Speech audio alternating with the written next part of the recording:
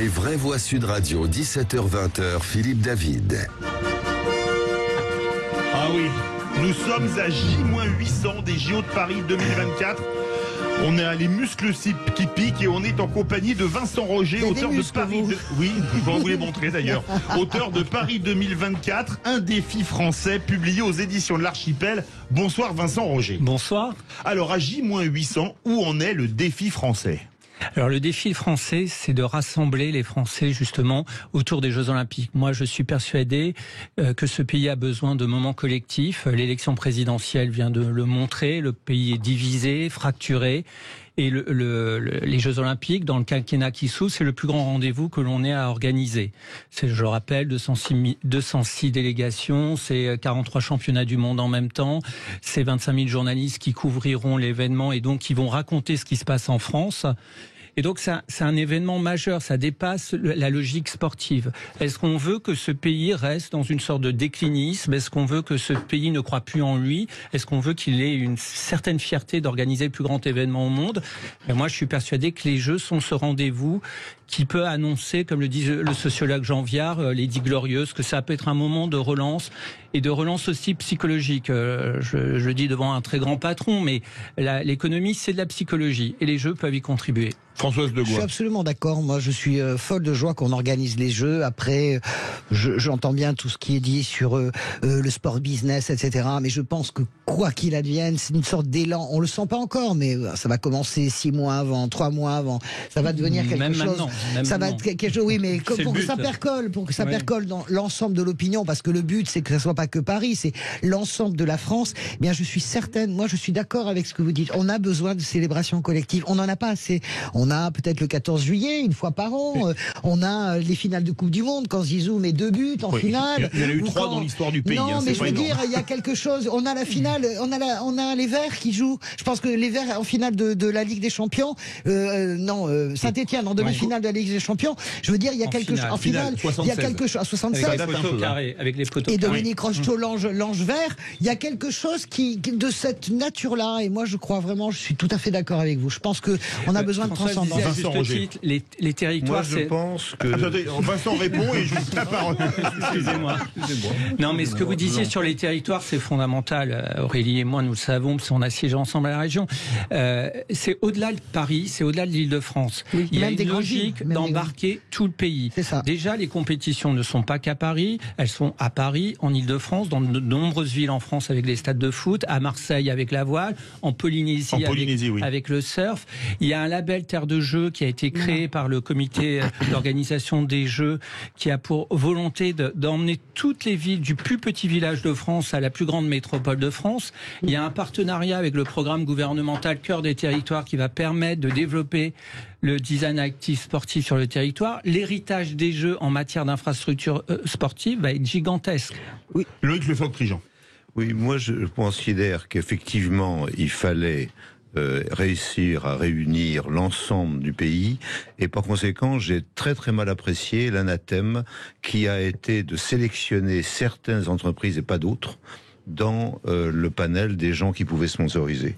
Et je dois avouer qu'en tant qu'ancien pétrolier et défenseur néanmoins de l'ensemble des énergies et d'un mix énergétique, j'ai été choqué qu'on dise à Total, non, vous n'avez pas le droit d'entrer. Je trouve que quand on a envie de réunir, on réunit l'ensemble et on écoute les gens. Et j'ai été, en tant qu'industriel, j'ai été choqué qu'on dise une des premières grandes entreprises françaises n'a pas le droit de sponsoriser parce que vous êtes caca. Ça, c'est pas possible. Vincent Roger et Aurélie. Alors déjà, je suis totalement d'accord avec vous. D'ailleurs, dans mon livre, je dis que la prise de position, parce que c'est pas le comité d'organisation qui a refusé la participation de Total, c'est la maire de Paris dans une période pré-municipale.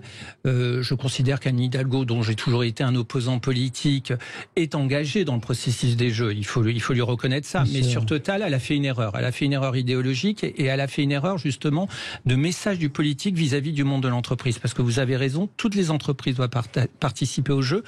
Mais en parallèle, sachez que beaucoup d'entreprises peuvent participer aux Jeux. Tout est organisé pour que les PME, les TPE puissent participer aux Jeux, puissent répondre au marché des Jeux. C'est un pourcentage très conséquent de mémoire aujourd'hui. Je crois 40%. Mais le message a été envoyé. Il a été accepté par tout le monde. Oui, et ce message, ça veut dire qu'il touche vraiment l'esprit de l'opinion publique. Vous avez raison, mais je pense qu'il faut malheureusement tourner la page et que ça a été une erreur, c'est évident. Non, mais moi je suis assez d'accord et je rebondirai justement sur le fait que ça emmène beaucoup plus largement. Vous parliez, Vincent parlait justement que ce n'était pas que Paris, que d'autres épreuves. Tous les citoyens. Oui, non, mais évidemment tous les citoyens. Ça, c'est l'enthousiasme national et je suis d'accord avec tous les propos qui se sont dits autour du plateau. Mais au-delà de ça, moi j'ai la chance d'être une petite commune très sympathique dans l'Essonne qui s'appelle Coudray-Monceau, qui compte 5000 âmes et je suis terre de jeux 2024. Exactement. Et en termes d'infrastructure, c'est une chance. D'une part, en termes de développement pour nos villages, nos villes et nos villages de France, c'est exceptionnel. On fédère aussi nos habitants autour d'une cause commune, ce qui est relativement rare dans notre pays aujourd'hui. Et effectivement, aujourd'hui, je crois que la France a besoin de retrouver du sens, de la fierté et un espoir collectif. Et ces JO vont peut-être permettre aussi de faire renaître cet espoir collectif et une fierté française retrouvée. Vincent Roger. Et pour aller dans le même sens qu'Aurélie, c'est-à-dire que moi, je propose dans mon livre d'écrire un récit national autour des Jeux pour embarquer tout le pays. Ce récit, il doit être, à mon avis, autour de 3 chapitres. Premier chapitre, c'est quel message on envoie au monde. Ça va être vu par 4 milliards de téléspectateurs, 1 milliard le soir de la cérémonie d'ouverture, qui va être quelque chose de formidable sur la scène. Mais est-ce qu'on se contente d'envoyer des images, certes sympathiques, d'une France musée, ou est-ce qu'on envoie des images d'une France accueillante, d'une France innovante, nos chercheurs, nos pâtissiers, nos couturiers, enfin, la France... je parle devant vous, vous le savez mieux que moi, vous qui avez été un grand entrepreneur français, on a plein de génies. Je suis toujours entrepreneur. Oui. Mais il est auto-entrepreneur maintenant. Et donc, c'est le premier chapitre. Breton. Le deuxième chapitre, c'est créer une nation sportive, enfin. C'est-à-dire accepter que le sport soit l'égal de la culture, porter un nouveau regard sur le sport. Le sport, c'est comme la culture, ça génère de l'émotion, ça véhicule des valeurs et c'est de la création. Et troisième chapitre, et j'en finis, c'est que les Jeux, c'est pas quelque chose d'éphémère. Ça s'inscrit dans la durée. C'est un héritage. Regardez Barcelone 92. Oui. La jeune démocratie espagnole rentre de plein pied dans l'Europe parce qu'elle organise les Jeux. Surtout l'Allemagne, avec juste un mot pour vous dire quand même que je crois que la chose la plus indépassable, il me semble que c'est la cérémonie d'ouverture de Londres qui a réussi à mettre en valeur l'ensemble de la culture. Je vous fais un pari, les Français feront mieux que les Anglais. Dernière question, mais alors une question purement sportive, et vous en êtes tous les deux fans de sport, Vincent Roger. Le plus vieux record du monde féminin, c'est le 400 mètres, Marie Tacor. Est-ce que Françoise Degois peut battre le record à Paris 39 ans après? Je l'ai déjà battu en 4 heures, moi je cours.